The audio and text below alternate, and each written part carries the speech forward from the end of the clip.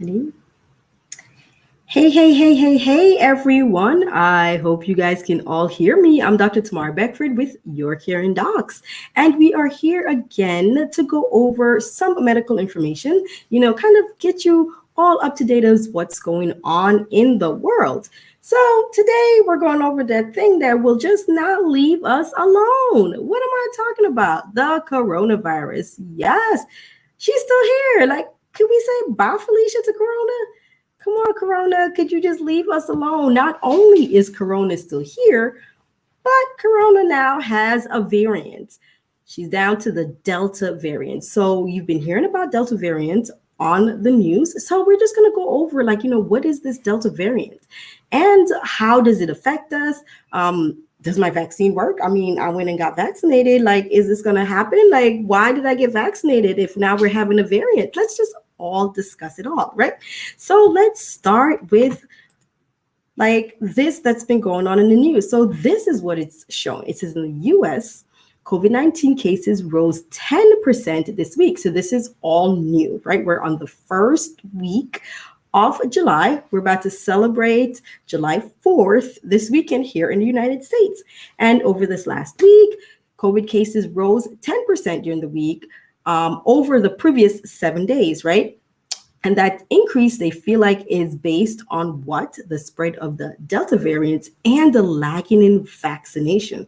So there are two things that's causing it, right? This Delta variant is going up and vaccination rates are going down. Not two good combos. So what is this Delta variant? I mean, all right, Dr. Beckford, you're talking about Delta variant, but what is the Delta variant? So Delta variant is a mutation from the original coronavirus. So not that Corona just come, she stayed and she mutated, right? Well, why does mutation occurs? Let's just think about it. It's survival of the fittest, right? So you have virus versus human. So you're going to try to get the best advantage so that you can survive, right? The virus cannot survive without the host. Who's the host? Humans. That's us, the coronavirus host. So the more you go and you build up against it, the more the virus is like, okay, so you guys feel like you got this under control. I got something for you. Boom, mutates, right? So that's why the best way to protect ourselves is to try to get vaccinated so you can cover as many of the mutations as possible. Now, this new mutant that's out is called the Delta variant. And another name for it is the B1617.2, right? This is the fourth variant of concern. Why are they calling it variant of concern? Why can't they just say just the fourth variant? Well, the variant of concern means that it's more transmissible, right? So it transmits faster and it can cause more severe diseases in those who are unvaccinated. Now, it replicates faster and therefore it evades the body's immune mechanism. So it's sneaky. That's basically what that's saying. It replicates faster and it's sneaky. It's evading your immune system. So that's why you're trying to go ahead and get vaccinated and you're trying to protect yourself against these variants. Now, this particular variant is 50 to 60% more transmittable than the alpha variant. So now we notice we're on Delta. So you're like, Delta basically is the Greek alphabet, right? So A, B, C, D, D is the Delta. So not only that, but it's 50 to 60% more transmittable than the alpha variant. Now, the alpha variant 50 to 60% more transmittable than the original one. So this is just really just trying to get through really quickly and evade the immune system. Now, like we're saying, well, okay, that's good and all, but why are we worried about it? Well, we're worried because it's now in the United States. So this variant, it was first noticed in the UK. So this is the story behind that. UK went on shutdown, right? They're like locking down. We're going to try to get this under control. So nobody's entering. We're going to try to keep our area as quarantined as possible, or even just lock it down, number one. And number two, we're going to start ramping up on the vaccination of our population. So they did that. So they started to note that some of the people who were not getting vaccinated, there was another variant that started to rise, right? So they're starting to have an increase in the amount of infection, and it was rising pretty quickly.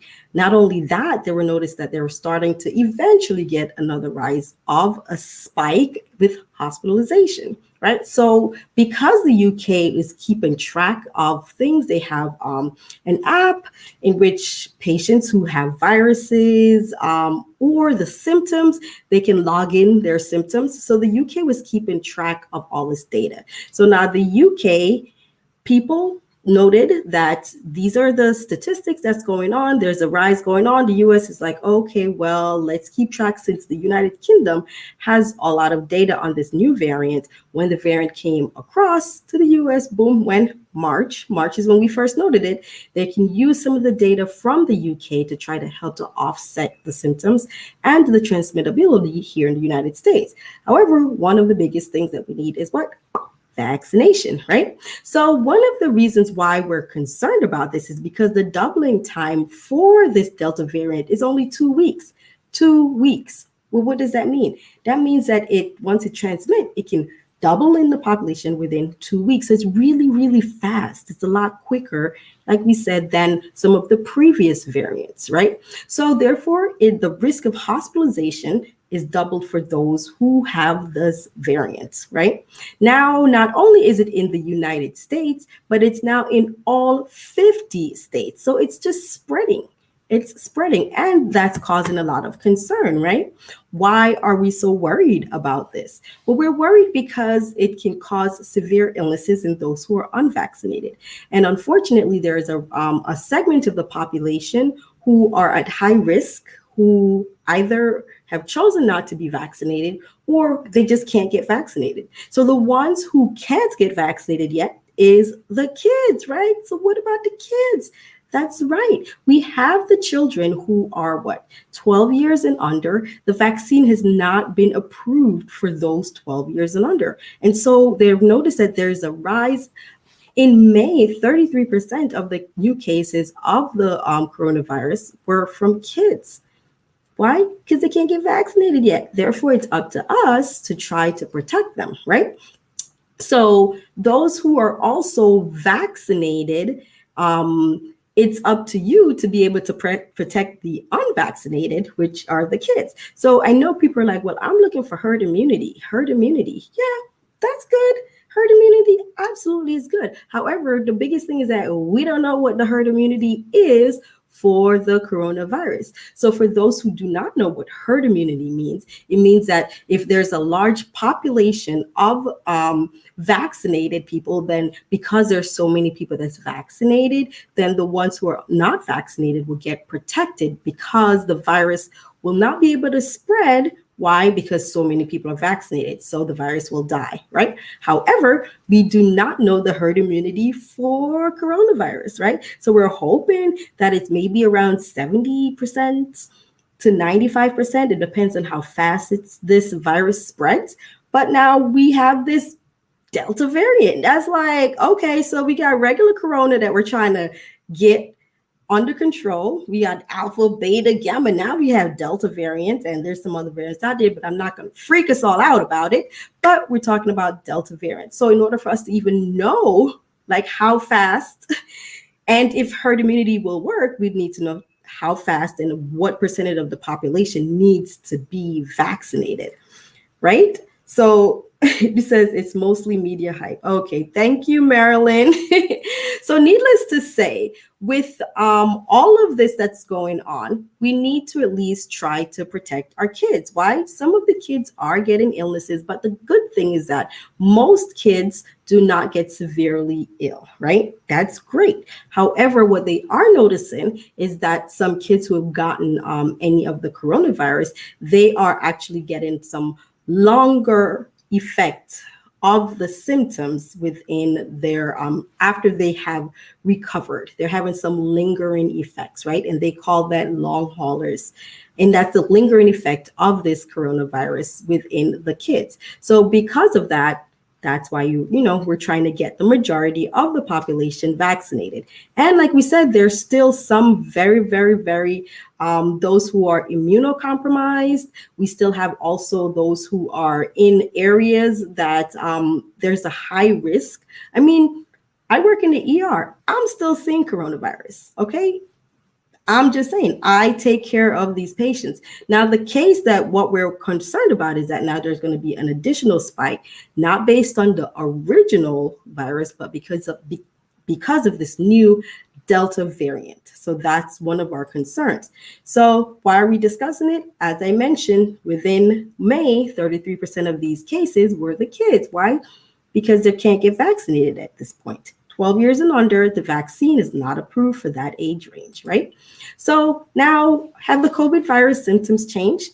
So why are we still talking about it? So the most common symptoms are still respiratory based, right? So it's still cough, shortness of breath. However, I have seen, and I'm pretty sure my colleagues have also, because it's also documented there, that there are some new cases that are out, and they're noticing that the symptoms are not as much upper respiratory as they had before, or the lower respiratory, I should say. They're more upper respiratory symptoms. So they're runny nose, sore throat, fevers, and headaches. And I can tell you too that over the last 2 weeks, most of the patients that I've seen who have had coronavirus, they didn't have fevers.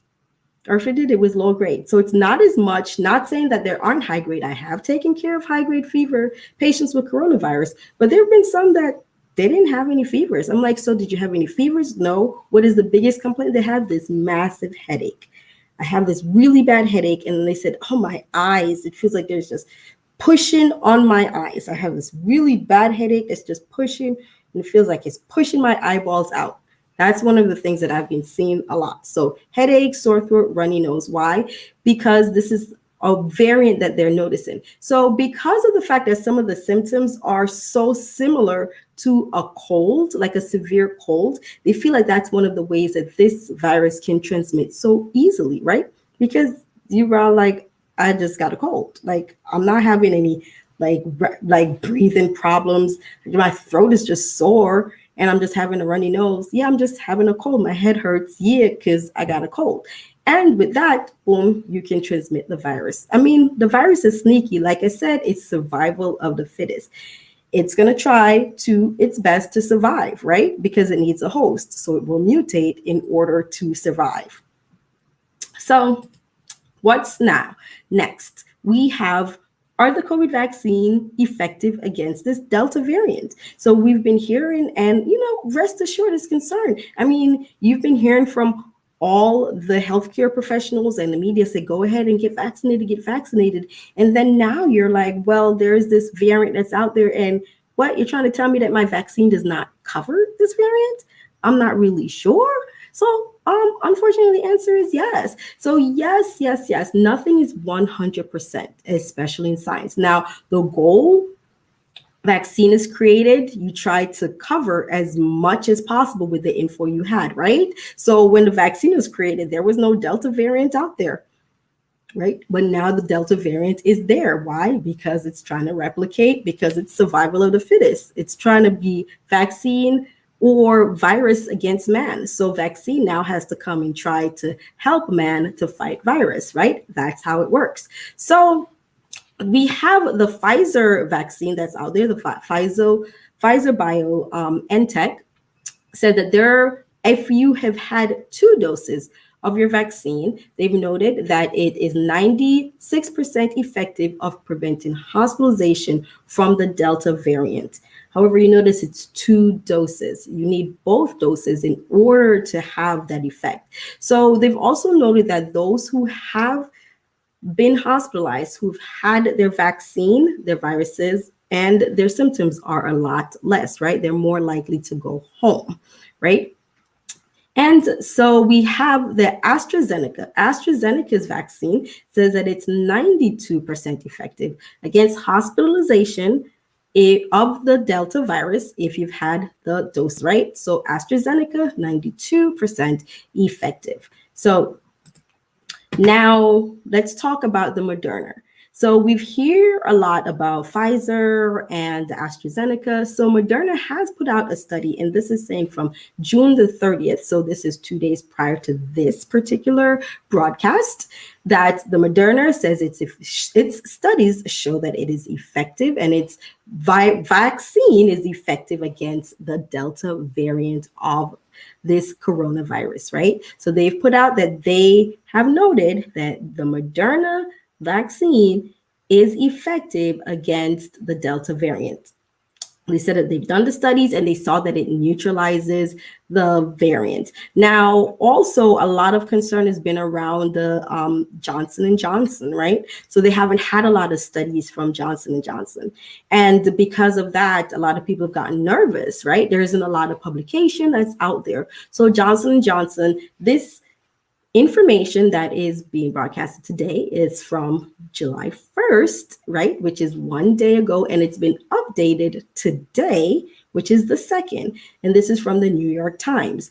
And Johnson & Johnson has published stating that their vaccine protects against the Delta variant, right? So they said that their vaccine protects against the Delta variant. And they have also acknowledged that they have not put out a lot of information. And because of that, they are putting this out in the news, in the newspaper, before it's even officially published in the scientific paper, because they notice that there is a lot of concern, rightfully so, from those who have had this Johnson & Johnson vaccine. You're hearing a lot of notes and information saying Johnson & Johnson ain't going to protect you against this thing. You've got a 1 dose, and everybody's like, oh, you need 2 doses, but you got a one-time dose. So Johnson & Johnson is trying to quell some of that by letting you know, yes, their virus or their vaccine does protect against the Delta variant. Now, albeit they note that it is lower protection than some of the others, but it protects you nonetheless. So now, is it that Johnson & Johnson is just sitting on their fingers and just twiddling their thumbs and just like, yeah, I know everybody's concerned, but I'm not going to sit and worry about it, and I'm not going to try to figure out anything? No. So what they have done is that I'll go over this part first. So they have done the studies in South Africa. They have noted that there are 360 healthcare workers that have received the Johnson & Johnson vaccines. They're healthcare workers, so they're on the front line, right? So they're dealing with all the patients who have the coronavirus. And they have done the studies on 360,000 of these people who are the healthcare workers. So if someone is vaccinated and they have contracted the coronavirus after being vaccinated, that's considered a breakthrough infection, right? Breakthrough infection. So the definition of that is you've been vaccinated, but despite that, you've had the coronavirus. So what is noted is that they've seen that although some of their healthcare workers did contract the coronavirus, 94% of them, the infection was very, very mild, right? So 94% only had very mild infection. So now you're thinking, well, you just told me that I can still get the virus after being vaccinated. Yes, because nothing is 100%. However, here in the United States, it's noted that for all that's been vaccinated, 4,686 people out of the 15 million have had a breakthrough infection. So just 4,000 out of the 15 million. So you can see how low that is, right? So out of 15 million, only 4,686 people, per the CDC, as of today, has had a breakthrough infection. So that means the virus and the vaccine is still protecting you against that virus, right? So with all of that, I hope that you understand, and I hope that this helps to bring light to what this Delta virus and variant is, and why it's important for us to try to protect those who are unable to protect themselves, like our kids who are 12 years and under, why it's still important to get vaccinated, and also that, yes, if one does get an infection after being vaccinated, what is that called? That's called a breakthrough infection. And note that the virus, because of the fact that you've been vaccinated, your symptoms will be a lot less, and the likelihood of you having to be hospitalized is very low. And likely, if anyone's is hospitalized, they're more likely going home with mild symptoms, right? So I'm Dr. Tamara Beckford with Your Caring Docs. I hope you liked this information. If you want more and if you like it, please hit that like button. Tell me what you took away from today's info. Leave a comment. Like Marilyn left a comment. Thank you, Marilyn. Leave a comment. What would you know? And did you benefit from anything like this? Do you know anyone who would also benefit from this? If so, share this info with them, right? And do not forget to subscribe to our YouTube channel. That's Your Caring Docs on YouTube at URCARINGDOCS, right? I'm Dr. Tamara Beckford for Your Caring Docs. Thank you for visiting us again today, and we hope to see you next time. Now, I do have something really special in store for you. Yes, next week we're going to have a special segment that's called Your Caring Docs, Docs Who Cares, where we'll have an interview with a very, very, very, very great thank you, Carver. Thank you so much. We'll have an interview with a very great doc, Dr. Jarita Higgins, who is a family practice doctor in the Maryland, Virginia area, right? So we're going to have a great interview there, and I will let you guys hear all about it and all that she has in store for all her patients, right? So thank you all again for joining me, and I will see you guys next time. Take care.